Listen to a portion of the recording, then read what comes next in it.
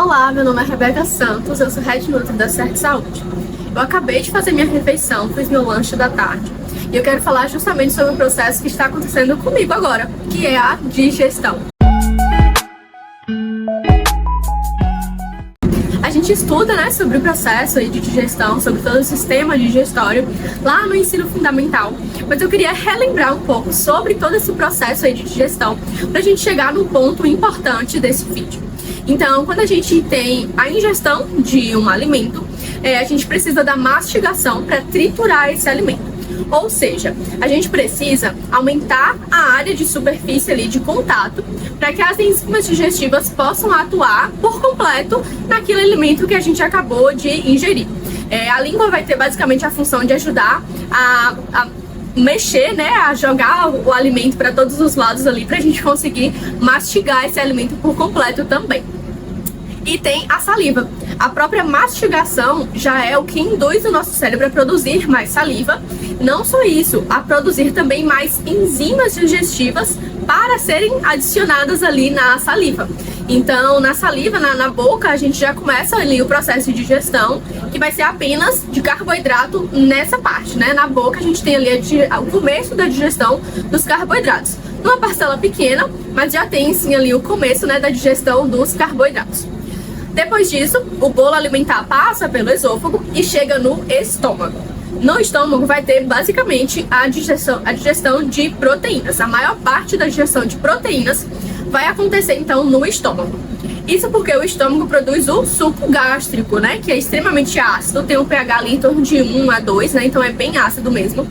E é justamente esse pH ácido que favorece a desnaturação proteica. E a desnaturação proteica é justamente ali o processo que precisa acontecer com as proteínas para a gente conseguir digerir, e absorver essas proteínas. Então, o próprio suco gástrico faz isso. Além disso, o estômago também produz algumas enzimas digestivas que são proteases, ou seja, são enzimas digestivas específicas para digerir proteína. A principal delas, por exemplo, é a pepsina. E o interessante é que a pepsina ela é ativada com o suco gástrico. Então, o suco gástrico ele vai atuar de forma direta e indireta na digestão de proteínas. Então, ele atua diretamente por conta do seu pH bem ácido, que ele vai desnaturar as proteínas. Além disso, ele vai também ativar a enzima digestiva. Então, ele atua direta e indiretamente na questão da digestão das proteínas.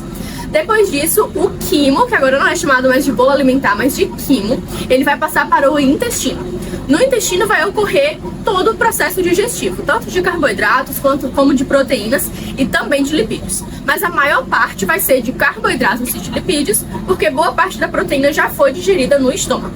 Depois disso, então, a gente tem a digestão de carboidratos e lipídios. Os lipídios vão ser digeridos basicamente pela bile, que é produzida pelo fígado. Então, o fígado produz bile, manda para o intestino e ali vai ter a digestão dos lipídios. Quanto aos carboidratos, eles vão ser digeridos basicamente pelas enzimas produzidas no pâncreas. Então, o pâncreas produz amilase, por exemplo, que é um tipo de enzima digestiva para carboidratos, e uma quantidade um pouco menor também de proteínas e de lipases, de proteases e de lipases, que vão digerir proteínas e lipídios, mas numa quantidade menor. O próprio intestino, ele também produz algumas enzimas para digerir carboidratos, proteínas, lipídios, mas também numa quantidade menor. A maior parte aí vai ser advinda, do pâncreas. E aí vai acontecer a digestão completa de todos esses macronutrientes e nas últimas partes ali do intestino vai ter então a absorção, tanto dos macro quanto dos micronutrientes. Ou seja, vocês viram que para todo o processo de digestão, o que importa aí são as enzimas digestivas. E é nelas que vamos focar hoje. As enzimas digestivas elas são muito importantes, então, para a gente conseguir ter uma digestão e, consequentemente, uma absorção adequada dos macronutrientes.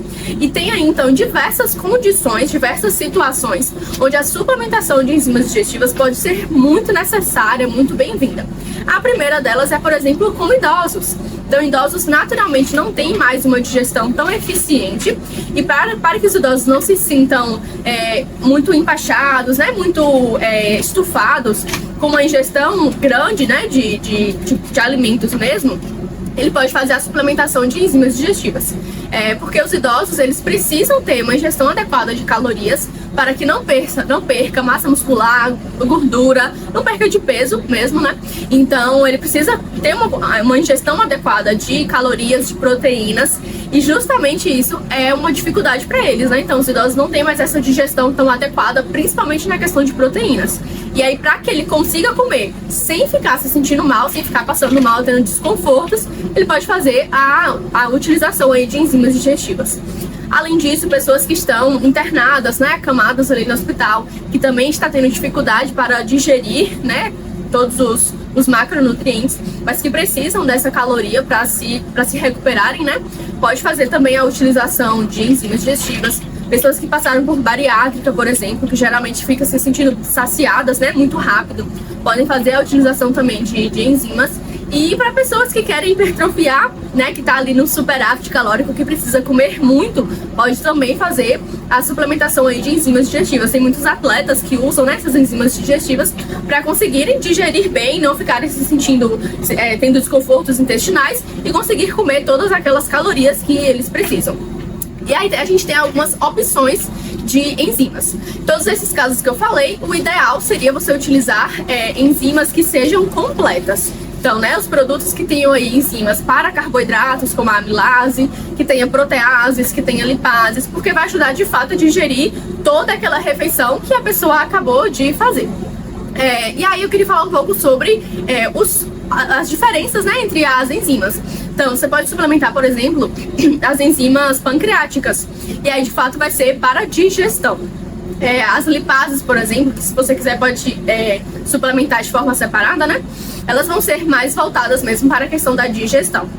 A suplementação de enzimas pode ter outros benefícios também, que vão além de simplesmente a digestão, de simplesmente digerir aquele alimento. Por exemplo, as enzimas digestivas, elas podem atuar até ajudando ali na motilidade intestinal. Então, assim, quando a gente produz as nossas enzimas e quando a gente tem a digestão adequada, né, a quebra adequada desses macronutrientes, é natural que só isso aí já vá mesmo auxiliando nessa motilidade intestinal. Então, por exemplo, quando a gente tem a passagem, né, do alimento de um órgão para o outro, isso já facilita também essa questão, já melhora essa questão da motilidade. Então, por exemplo, se uma pessoa tem dificuldade para digerir proteína e por isso o alimento fica muito tempo no estômago, isso acaba reduzindo a motilidade. Então, se você tem a ingestão aí de enzimas proteases para ajudar a digerir essa proteína e o bolo alimentar continuar, né, passando, fluindo ali pelos seus órgãos, isso já vai ajudar também a motilidade intestinal. Então, já é um benefício a mais do que simplesmente a digestão. É ajudar em toda a motilidade, desde o estômago, na verdade, até todo o intestino. Além disso, existe hoje um conceito que a maioria das pessoas conhecem, que é a permeabilidade intestinal. Então, acontece que algumas pessoas não têm, de novo, tem uma má digestão, né? Então não consegue digerir bem os alimentos. E aí chega os alimentos no intestino já ainda em pedaços grandes, né? Em pedaços maiores, onde as células intestinais não conseguem absorver. Isso acaba gerando uma inflamação ali no intestino, e aí a gente sabe que as células intestinais, elas precisam estar bem juntinhas. Só que quando chega pedaços muito grandes ali, né, frações grandes dos alimentos, isso acaba gerando uma inflamação, né, uma alteração ali no intestino, que acaba separando essas células. E aí esses pedaços maiores aí, essas frações maiores dos alimentos acabam passando entre as células, e aí causa a inflamação intestinal, que consequentemente, né, leva a uma inflamação geral do corpo também. E aí a pessoa pode ter diversos prejuízos. Então, tudo isso pode acontecer simplesmente porque a pessoa não teve uma digestão adequada desse alimento antes de chegar no estômago. Então, a importância da suplementação das enzimas digestivas é para além da digestão. Então, ajuda na motilidade intestinal e ajuda também na permeabilidade intestinal. Então, se a pessoa não está conseguindo digerir bem e por isso ela está aumentando a sua permeabilidade intestinal, gerando várias inflamações aí, quando ela faz a suplementação de enzimas digestivas, os macronutrientes chegam no intestino prontos para serem absorvidos da forma adequada. E aí isso pode ajudar aí na reparação dessa permeabilidade intestinal, né, na reparação intestinal como um todo, para melhorar então essa inflamação intestinal, melhorar todas essas consequências, né, esses prejuízos que uma alta permeabilidade intestinal pode gerar. Mas eu queria falar de uma última enzima digestiva, que ela é assim, acho que a estrela dentre todas as enzimas digestivas, que é a bromelina. A bromelina é a enzima digestiva do abacaxi, ela é retirada do abacaxi. Ela tem aí algumas enzimas disponíveis, né, no mercado. E ela é bem interessante, porque ela é uma enzima, então ela ajuda na digestão, ajuda na motilidade, ajuda na permeabilidade intestinal, mas além disso, as pesquisas estão mostrando que ela tem potenciais também anti-inflamatórios e antioxidantes.